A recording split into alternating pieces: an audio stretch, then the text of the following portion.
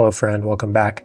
In today's video, we're going to be diving into the topic of business and finance when it comes to working in the video production industry as a freelancer here in the United States. I've done a lot of videos about project breakdowns and gear and color grading, and I've only done a few on business, so I wanted to dive back into that topic. And there's going to be a lot of ground to cover, so I'm most likely going to split this up into two videos. This first one's going to focus more on, entry-level steps if you are just starting to make money with your camera, and then part two is going to be for people who have been maybe freelancing for a while and want to continue to grow in how they're running their business, how they're approaching staying organized, and making sure they're prepared for the future. While approaching this topic can be intimidating, I hope to make it as straightforward as possible. I'm essentially making this video for the younger version of myself who got a camera back in 2016 and started to make money. These are the things that I would have wanted to know. Before we dive in, I just want to give a massive and obvious disclaimer that I'm not a business or financial expert. I'm going to be speaking from personal experience, and this should be understood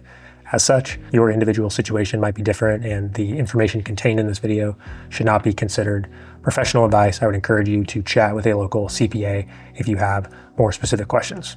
Step one is going to be opening up an LLC. This is a pretty straightforward process. You can do it online. When I did it, I remember it being way easier than I thought. You're going to need to research your state specifically. You'll most likely want to file your LLC in the state that you live.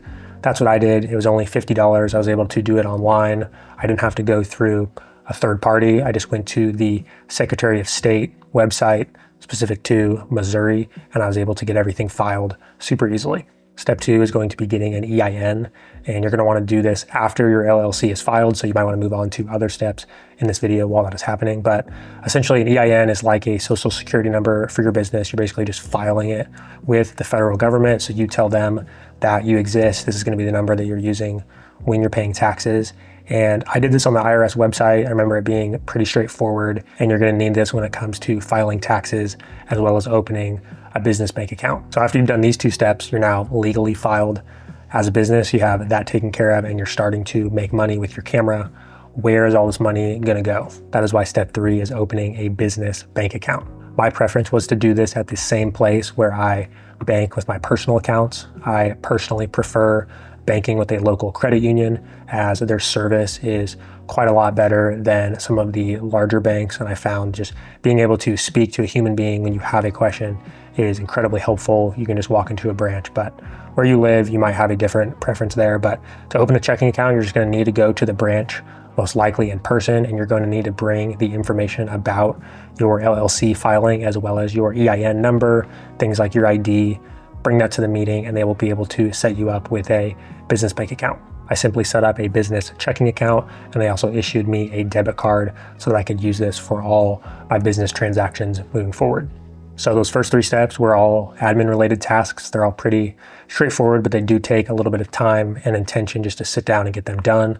The next three we're going to be looking at are specifically related to taxes, which when I was starting to freelance, I remember taxes were just the most confusing thing. No one could give you, helpful information. So I'm going to hopefully make that process simple for you, let you know my approach in hopes that it would save you a bunch of time and headaches. Step four is going to be getting in contact with a CPA, and you could do this while you're still working on the previous three steps. But my preference was to get in touch with one locally.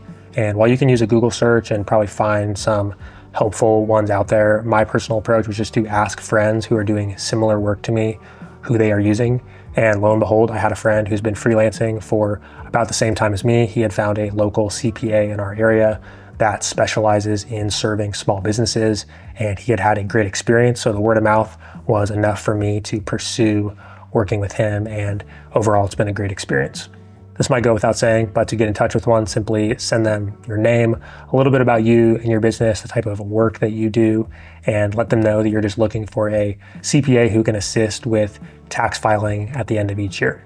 Choosing to file your taxes with the CPA is probably going to run you around $300, just give or take, depending on prices in your area and how complicated your information is to file. But it is hands down one of the just no-brainer expenses that you need to spend money on if you're a business, not only for, maximizing the amount of deductions that you can get, saving money on paying taxes, but just the peace of mind that comes from, when you get a letter from the government asking you for, some filing or some amount of money that hasn't been paid. A lot of times I'm really confused at what these mean. Do I need to pay? Did I already pay this? And you can simply send a picture of it to your accountant, and they're going to be able to advise you as to how to move forward. There's been several instances where I've gotten a odd letter in the mail and I don't quite understand whether I need to pay, but it seems scary and intimidating. So you might just, decide to pay the $400 or $500 balance. But I've had it happen several times where I've checked in with my CPA and they've said, oh, no, we've already gotten this taken care of, or we just need to adjust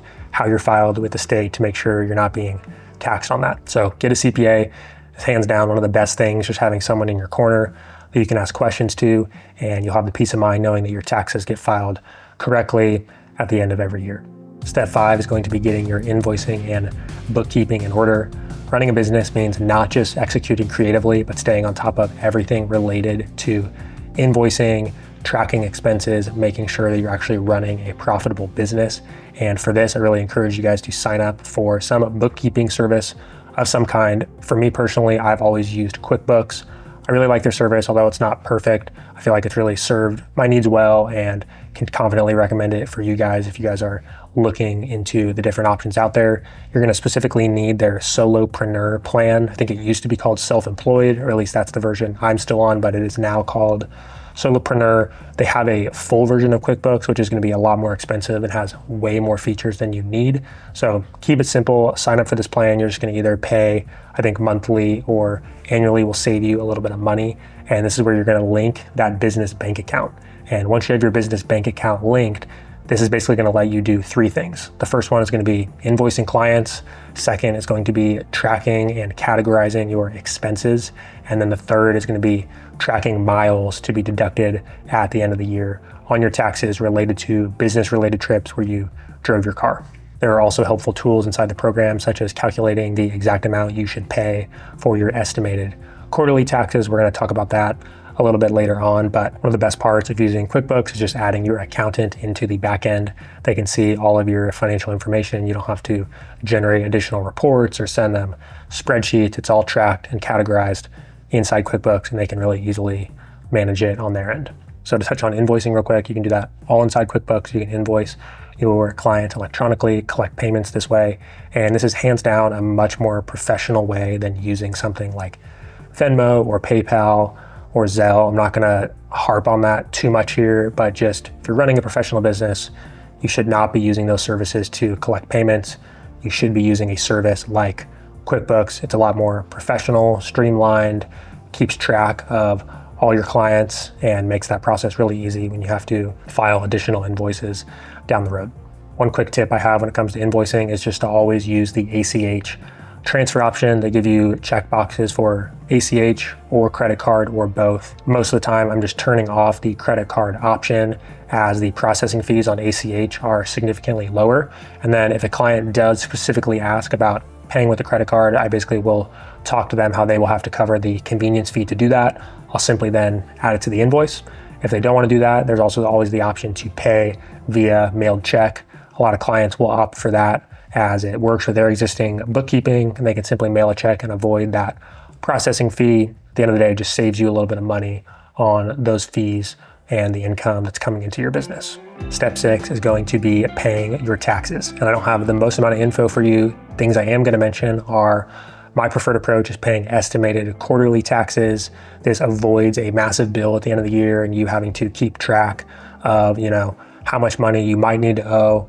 I just pay every quarter, it gets estimated, and then your last payment for the year, you kind of figure out if you need to pay a little bit more, or sometimes you get a refund back. So no specific info on how to approach that. This is where you need to talk to the CPA that you already got in contact with.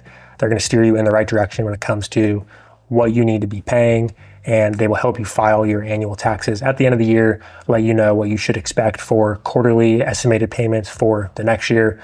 They're also there just to answer, any specific questions related to your specific tax filing. Thank you guys so much for watching. I hope that you found the information in this video helpful. There's going to be a part 2, dives into 6 more steps, how to take kind of your business and approach to finances to the next level beyond this video. And hopefully that would be more applicable to someone if they're not a complete beginner. To end this video, I'm going to talk about something completely random that has nothing to do with finances, but it is the mic that I'm using Comica sent me this in exchange for integrating it in a video, and I did a full audio kit walkthrough 2 videos back. I would encourage you to go watch that if you're curious about the audio gear that I'm using, my approach, but I did just want to share some additional thoughts about this mic. Overall, been really happy with it as a wireless mic for videos like this. It takes a little bit of the friction out of making these YouTube videos. I don't have to boom a mic or clip a lav mic that has to be synced later in post. They give you 4 mics. I've really just been using the one, but my buddy who's actually across the hallway from me used it on a 4-person podcast running directly into the camera. And I think for him, it was an incredibly convenient solution as well. Overall, I've really liked all the wireless audio products that have been sent to me by Comica. There's so many brands out there. I'm not gonna be telling you guys that you have to be using this one, but it has worked well for my needs. I see them great for contexts like this that are casual, talk to camera, content creation. Probably not going to be pulling for this in a professional scenario where I'm dependent on high quality audio for a large paid job, just because interference, other things can get in the way. And so just wanted to make a note of that. Still going to be using my double boom system that you saw in my audio kit video. So products like this, I like keeping you guys up to date on what I'm going to be using. Audio quality is good enough for me. You guys have probably seen it for a few videos now. I'm gonna be using it moving forward as it just keeps the process really easy for me. So if you guys have any specific questions about my audio kit, again, go watch that video, ask any questions there, and look forward to part 2 where I dive into more information related to business and finance for filmmakers. Thank you guys so much for watching, and I will catch you in the next video. Peace.